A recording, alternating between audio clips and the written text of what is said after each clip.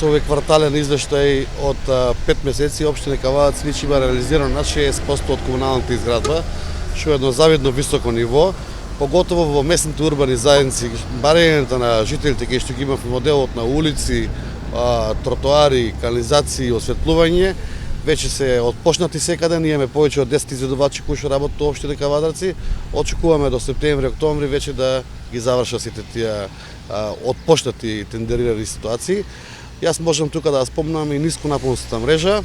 Тој тендер не е активен, имаше допоместување од 3 месеци поради технички услови за усогласување со законот. Штом ќе го почнеме тој тендер да го работиме, Кавадац ќе добие едно многу повисоко ниво на јавна расвета и таму кај што нема, меѓутоа и во постоечката мрежа ќе имаме многу подобро осветлување. Исто така можам да спомнам и да кажам дека некаде од сега за 27 дена тендер го пуштаме за велосипедската и повеќе наменска патека до Моклиште. Кејот во Ваче е завршен, тука имаме една целина изградена добра, во село Сопот атмосферска канализација заедно со водовод и канализациона мрежа. Село Возрац и градинката очекуваме за месец дена да ни биде готова. Кога сме ки градинките, 7 занимални нови постоечките градинки у Ваташа и у Пепето се веќе во завршна фаза. Винста куќа, која ќе биде вински музеј, со 9 милиона денара е тендерирана веќе и помината, треба да отпочнеме да работиме.